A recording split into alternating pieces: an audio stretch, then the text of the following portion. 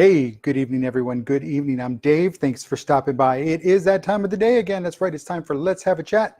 Today's Tuesday, May 14, 2019, halfway through the month. We're just about, can you believe that? Halfway through the month. Wow. Here comes summer. We're almost just a month and a week over, a week and 5 weeks away from summer. There we go. Good evening, everyone. Good evening. It's time for Let's Have a Chat because it's Tuesday, and that's in the news. We're going to talk about it in the news, and man, a lot of stuff's going on. A lot of strange stuff's going on. And some of it's expected, but some of it's like, well, seriously? Really? You weren't doing that when you were committing the crime, but yet you're doing it now that you got caught. Yeah, that's right. I'm talking about Felicity Huffman's Crris Crocker moment. Kids, if you don't know who Crris Crocker is, you need to look him up. There was once a young singer. Her name was Britney Spears, and people were picking on her. And Crris Crocker, he made like this 5-minute video about leave Britney alone, and he cried in the whole 9 yards. It's back in 2007 or 2005, sometime around there. It doesn't matter. What does matter is Felicity Huffman pleaded guilty to what she did in the college admissions scandal, and she had a sob story, but she was the only one crying.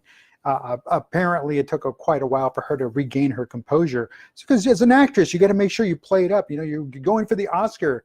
In this case, she doesn't want 4 months in jail, but guess what? I think 4 months in jail will do her good. Because again, you play, you pay. It's just that simple. There's no two ways around it. Because I guarantee you, if her kids had been knocked out of contention because somebody else did what she did, she'd be going after them. She'd be going on the internet. She'd be, hi, my name is, and the whole 9 yards. Because again, she got cheated out of something. But when she does the cheating, oh no, it can't be me. You don't understand. And folks, that's wrong. That's nonsense. So with that being said, we're going to move on from Felicity Huffman's Crris Crocker moment. And we're talking about the biggest change of all, biggest change in life. And it's not to be funny, it's to be serious though. There's no more change after that. It's death. People die. People die every day. And people will continue to die just as they're being born. That's another change. But no more changes after death. That's it. No more. That's it. They cease to be. And recently we had our threes because, celebrity deaths come in three. We had Doris Day, Peggy Lipton, Tim Conway, and President Carter. Damn it, you better get better. Just get better, President Carter. For those of you who didn't know, he fell down in his home in Georgia and he broke his hip. So they had surgery, but they say he's doing fine. He's doing better. So President Carter, on the men's, need you out there helping build those homes. But that's that. So change. That's the biggest change that there is. I mean, there's nothing more behind it. We're talking Doris Day, Peggy Lipton. If you don't know who Peggy Lipton is, look her up. Awesome actress. And Tim Conway, comedian. I mean, this guy is funny. Funny to the point that stuff he does or he did, and I'll see it now, it's like it still makes me laugh because this guy was one of those guys that he knew how to make people laugh. And a lot of it was just his own physical comedy. It was none of these. I'm more than sure he told the dirty joke now and then, but that wasn't what made him funny. That wasn't what made him famous. It was the way he dealt with things, his timing. Folks, it's all about timing. If you don't know, if you want to be a great comedian, it's all about timing. Look up Tim Conway, his physical performances, his timing, his reaction, and a lot of it also attributed to his breaking character. Breaking that fourth wall where they're talking, the TV or movies, they talk to the camera like it's another person. Like I talk to you because you are another person, but you don't do that on TV and movies. But he broke the fourth wall, and that also made his legend. He starred in a lot of great Disney movies. The Carol Burnett Show, she's still around.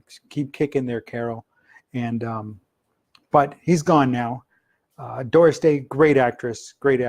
And lately there's been a commercial, and if you've watched it, it's a song. They're singing a song, Que Sera, Sera. Whatever will be, will be. And she had a TV show back in the 60s, early 70s. It was called The Doris Day Show. And that she sang the title song to that. That was kind of her hook. That was kind of her catch song. That was what most people requested to hear from her. So now you know where that song came from and a little history behind that song. So who's going to fill those shoes? Who's next? Those are some pretty big shoes to fill. Peggy Lipton, Mod Squad, and a couple of other TV shows, some movies. So she was kind of an all-around actress. Unfortunately, never won an Academy Award, but still, nonetheless, she always was working. She was always working. I don't recall where she wasn't working. So that's the kind of actor and actress you want to be, that you're always working. People recognize you. People know you because of what you've done, and you can build from that. So who fills in those shoes? And folks, in life, in business, in everything, somebody passes away. Who's going to fill those shoes? Somebody passes away, and sometimes those shoes are just too big to fill, that they will never be filled, which is what I believe will happen with Doris Day and Tim Conway and Peggy Lipton as well, because there'll never be another Peggy Lipton. There'll never be another Doris Day. There'll never be another Tim Conway.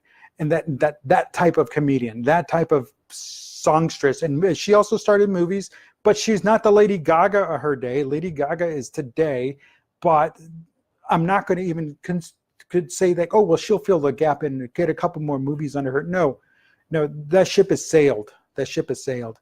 And I'm not pointing fingers, and I'm not saying that she's a terrible actress or anything like that. But what I'm saying is that ship has sailed on Lady Gaga as a performer on the movies.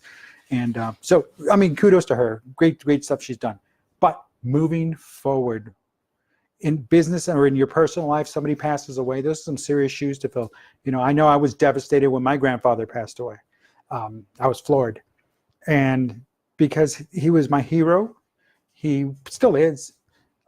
He was my mentor. He was my guide. He was the person I turned to when I couldn't turn to anybody else. And when that gets taken away from you, that a little piece of you just can't go any further.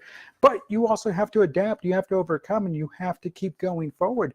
So I think I'd like to take what he gave me, what my grandfather gave me, and build on that and grow from that and go forward with that.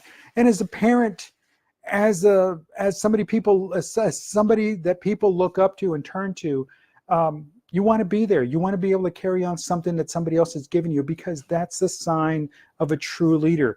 And I'm not talking about me. I'm talking about my grandfather, because he instilled in me the things I need to go and be a dad, be a father to my kids, to be a friend, to be a loving husband, to be a great friend to people. And, and unfortunately, sometimes at that point, I'm talking about friend to people. It's like some of them will just, take advantage of that situation. Kudos to them, but eventually those ties get cut, and what happens? You can only get taken for granted so long. But that's for a different episode. For this episode, I'm talking about change is going to happen, and we have to deal with that change, that big change. We have to constantly be evolving and knowing that, hey, change is here to stay.